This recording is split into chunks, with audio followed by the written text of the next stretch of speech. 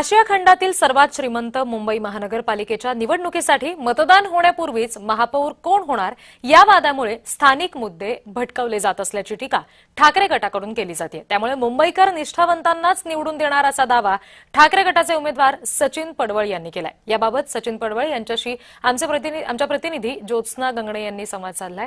ऐकूया। मुंबईमध्ये वेगळं चित्र पाहायला मिळतं।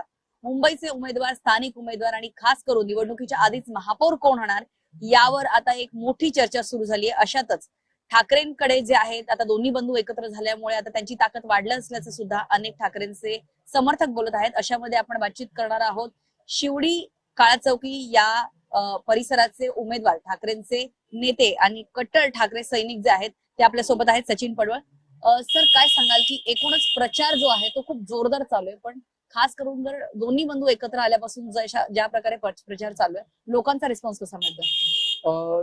हे दोन्ही ठाकरे बंधू एकत्र आल्यानंतर इलेक्शनचं चित्रच पालटलेलं आहे आणि चित्र अशा रीतीने पालटलेलं आहे की मराठी माणसांमध्ये एक प्रचंड आत्मीयता आणि एक लाट तर आहेतच, परंतु जो मूळ मुंबईकर आहे, ज्यांना या मुंबईशी काही लेणं आहे आणि या मुंबई आहे, त्यांना अशी गरिबांची मुंबई हवी आहे, श्रमिकांची मुंबई हवी आहे, ते देखील लोक या ठाकरे युतीला साथ देत आहेत। असं माझ्या इथे मी बघितलेलं चित्र आहे की नुसतं मराठी माणूस नाही, पण ज्याला वाटतंय की मुंबई कष्टकऱ्यांची राहावी, मुंबई ही गरिबांची राहावी, मुंबईमध्ये सगळ्यांना समान संधी मिळाली पाहिजे, त्यांना पण कुठेतरी वाटायला चाललंय की भविष्यात ही मुंबई कुठेतरी अदानीला दिली जाईल आणि जर मुंबई अदानीला देण्यापासून रोखायचं असेल तर ठाकरे बंधूंशिवाय पर्याय नाही।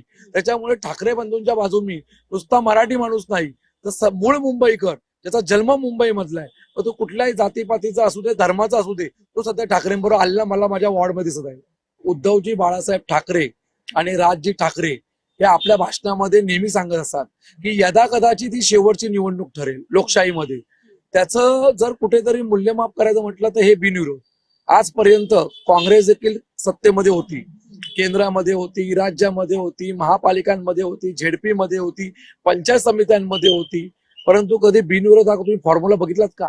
आज कल्याण डोंबिवलीमध्ये 21 उमेदवार बिनविरोध निवडून येतात। जनतेमध्ये जाताना गेल्या 9 वर्षामध्ये केलेलं काम, 9 वर्षामध्ये केलेला मतदारसंघाचा विकास आणि पुढच्या 5 वर्षामध्ये काय काम करणार याची जंत्री घेऊन जातोय। म्हणजे मला तर एक वेगळं पण मी काय केलंय माहितीये काय, मी यावेळेला जो मतदारांना आता एक जाहीरनामा दिलेला आहे, तो जाहीरनामा देत असताना 2017 मध्ये मी काय जाहीरनामा दिला होता तो देखील त्यामध्ये प्रिंट करून दिलाय आणि नुसता प्रिंट करून दिला नाही, तो जाहीरनामा पूर्ण केलाय म्हणून QR कोड दिलाय। त्या QR कोड स्कॅन केल्यानंतर पूर्ण मी केलेल्या कामाची जंत्री ती डिजिटल स्वरूपात येते, ती तुम्ही मॅच करा माझ्या गेल्या वेळेच्या जाहीरनाम्याला। स्थानिक मुद्द्यांवरती जे आहे त्या निवडणुकीचा मुद्दा घेऊन आम्ही जनतेमध्ये जातो आणि त्याचमुळे आम्हाला एक जनतेकडनं चांगला रिस्पॉन्स मिळतोय, अशी प्रतिक्रिया त्यांनी जय महाराष्ट्राशी बोलताना दिली। स्वप्नील सह ज्योत्स्ना गंगणे, जय महाराष्ट्र, मुंबई।